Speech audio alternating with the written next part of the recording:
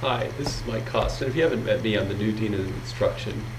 What I wanted to do is talk about our orientation for new faculty, and the reason I'm doing it this way is both to demonstrate a new way of doing presentations online, but also I know it's going to be difficult to get everybody together that I would like to see be able to comment on this, and so what I'm going to do is record a series of videos that you can review at your leisure and add comments and suggestions for this.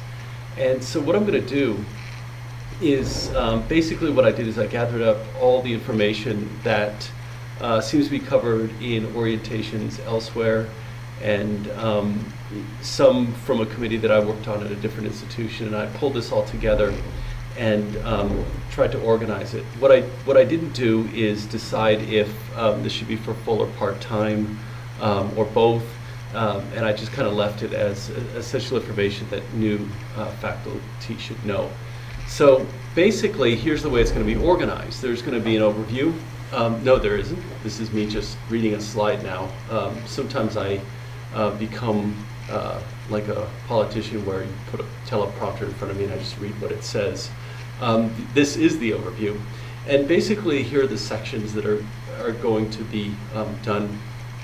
And I like to do these just the same way you would do any video you post online, rather than post a 45-minute presentation that people will fall asleep in somewhere around 10 or 15 minutes. I'm going to post them in small chunks, and so you can decide to watch these at your own pace. And so basically this is the introduction. The next section is going to be about the big orientation meeting. I think here we've had 4-hour meetings. I'd like to change that and make that a little bit shorter, maybe even 1 hour if possible. Then also the third video will be a hands-on session, or a discussion of a hands-on session. I think it's important that people be able to play with some of the information that we're giving them. Other ideas would be, fourth video we'll talk about what can we do for video training. So maybe we don't have to have in-person sessions, especially when we're dealing with part-timers who have variable schedules. The fifth is handouts that will be needed for these sessions, and I don't know why I did it in a separate section, because obviously some handouts would go with the big meeting, some with hands-on, but just things that they should have, pieces of paper, and maybe even a handbook we could put together that would include some of those, maybe in an appendix.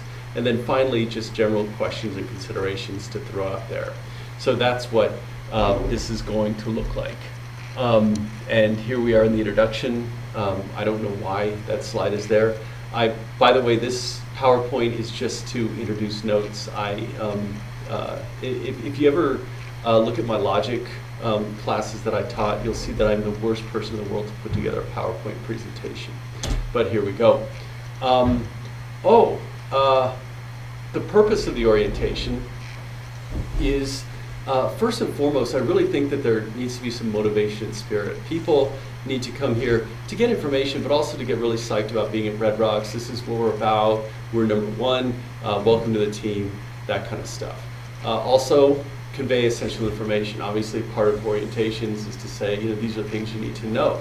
Now realize, just like lectures, people aren't going to memorize everything we say right away. So I think we need to introduce information. In some cases, have people do things with the information, but in other cases, just say, here's the information, here's a handout for you to refer to when you need it, and go, oh, I think I remember something about that. And finally, to open lines of communication, we really, as deans or whoever, we need to introduce ourselves to new faculty. And first of all, I think we need to convey that it's okay to make mistakes. Don't worry about student complaints. If you're doing your best, we can talk through it. Don't feel like if you do make a mistake, you're going to be in trouble. And also that people should take risks and innovate. And sometimes when we take risks and innovate, we run the risk of getting complaints and things like that. But we should encourage people not to be too cautious and really to communicate with us. And if there are issues that come up, to let us know. Modes of delivery, and I talked about this a little bit earlier. First of all, a large session with a bunch of people and maybe some deans and other people coming in and speaking. I think the purpose of this should be team building. First of all, get people into the community. Second, motivation. not only you're part of a community, but you're part of a great college. And third, these things should be interactive. It shouldn't be just some guy up talking with a PowerPoint as I'm doing right now. I realize the irony of that, even though I'm not up talking. The second types of modes of delivery are hands-on computer sessions. One way to do this, obviously, is have John Johnson or somebody lead these. Another way is maybe get some part-time instructors who've been around for a long time to lead these sessions. These would be multiple times in multiple places to fit the schedules, especially of instructors, but also so that it's small enough so that people can get individual attention. Online orientations or online components of the orientation might be helpful too. I really like the way the student orientation is done here, where the student has to complete the orientation and then they can register. Obviously, we can't say complete the online orientation and then we'll hire you, because in many cases we've already hired them. We will have had to have, but maybe provide some kind of incentive at the end, and I don't know what that would be yet. Somewhere between a chocolate bar and a T-shirt or something. I don't know. And finally, some things need to be backed up with handouts or some kind of manual. Maybe put it on a Red Rocks Community College flash drive so people can access it. And the nice thing about a flash drive is we can build links into it, and then people can go right to those links on the website. All right, and so the idea here is, we're giving them information, but again, we don't expect them to memorize that information. What we would like to do is just make them aware of it, and then here's where you can find it next time you need it. Finally, materials, and I'm using materials loosely. Food, I think, is always a good thing to have. I wonder if that 4-hour meeting wasn't done because I think there's some rule with official functions where if you do 4 or more hours, you can have food, but there's got to be a way to work it so that at least at the motivational meeting, the big thing, there's some kind of food or coffee or something like that.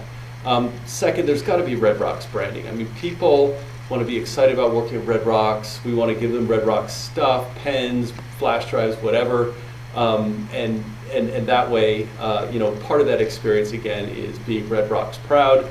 And then finally, handouts that might have them think, pedagogy handouts. And I'd really, I'm going to throw some ideas out here, but I really think that we should ask faculty, what are the types of pedagogy people work with? What are things that you have felt to be practically useful? I've seen some handouts. Some of them look really good. Some of them seem a bit mundane. So let's look at things that are going to bring up new ideas and maybe give people ideas about how to teach well. Okay, and this is the end of the first video. I'm going to try to keep them under 10 minutes and so that you can review them at your own pace. All right, next video we're going to talk about the larger session and what needs to be done there.